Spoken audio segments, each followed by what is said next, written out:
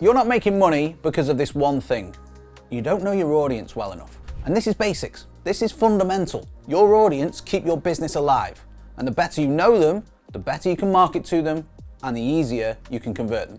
Breaking down your audience in detail leads to clarity. And when you have clarity, it influences every single area of your business. So I'm going to give you 7 graphics or 7 things that you need to know in order to understand them better so you can reach that outcome. And you're going to want to stick around for number 7 because that is the most important. Graphic number 1 is demographic, knowing the basics. Demographics are the real basic facts about your audience. Their age, gender, income levels. Are they employed? What's their job title?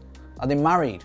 Do they tend to have children? If your audience are young professionals without kids, you might want to play to their ambitions and their future. But if they're seasoned professionals, perhaps you want to market towards stability, as an example. And the best thing you can do here is just speak to your existing clients. If you don't have any, just look into that market as a whole. Graphic number 2 is psychographics. Get inside their heads. And this stuff isn't always obvious, but it's about knowing their values, their interests, what they believe in, what motivates them, what kind of lifestyle they have. And when you get this right, your marketing will hit them in the gut. Okay, it will make them feel something because you've tapped into that emotional side. And when you can do that, you can inspire action. You can look at things like their characteristics and the traits. Are they introverted? Are they extroverted? Do they value career? Do they value family? Do they value travel or adventure? And a great one is self-perception. Like, how do they perceive themselves in society? Perhaps social class or something like that. Now, the third graphic is geographic. Location, location, location.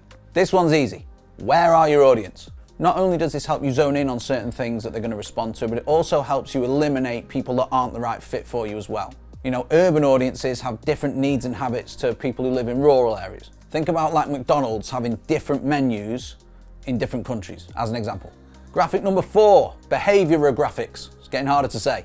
Behaviorographics are all about understanding your audience's actions, purchase habits and like usage rates, brand loyalty. When you know this, you can start to create a user journey that's much more engaging. Netflix have fucking nailed this. They will push out recommended films and series to you based on previous viewing habits, so things that you've already watched that are similar. It's all about spotting trends, and again, you're probably going to have to go and speak to your audience to actually understand. It's not something that might be easily accessible or obvious. Let me interrupt for 1 minute. The best way to find leads on LinkedIn is using Sales Navigator, but most people are scared of it because they think it costs too much and it's complicated. Firstly, you can grab a 30-day free trial. Secondly, I've got a free training that I'm going to give to you that helps you locate every single one of those leads you want. And this works for every industry. I'll literally show you everything. So if you want it completely free before I take it down, then hit the link in the description. Without further ado, back to the vid. Moving on to number 5, Technographics. Are your audience in the IT crowd or not? What devices do they use the most? Is it a laptop, smartphone, tablet? Then think about what their favorite apps are. What are they accessing frequently on their phones? And a big one for the people in a similar space to me is how tech savvy are your audience? Are they up to speed with the latest trends? Are they using the latest software, latest hardware as well? Or are they slightly behind? And another thing is actual usage as well. Like, how frequently are they using that tech? How frequently are they logging into social or spending on the internet each day? Graphic number 6 is Firmographics. Now, if you sell to consumers or individuals and not businesses, you can just skip this part. This is specifically for people who sell B2B, so business to business. If that's you, you want to know the industry, the company size, potentially the turnover or marketing spend, and all that's going to allow you to craft a better approach with your marketing. If you're only selling to small businesses, you're going to have a completely different strategy than if you're selling to big ones.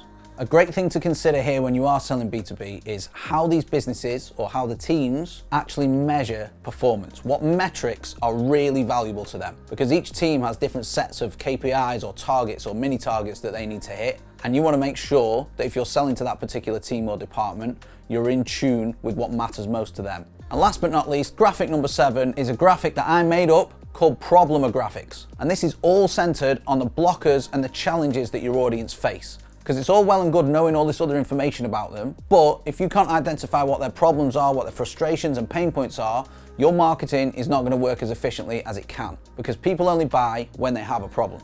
That might be a logistical problem like distribution. It could be a digital problem, social media or advertising or website. It might be a mental block that they have, limiting beliefs, false information, a different mentality. But if you can describe your client's problems better than they can, they will automatically assume that you've got the answer. Another problem people may have is a financial issue.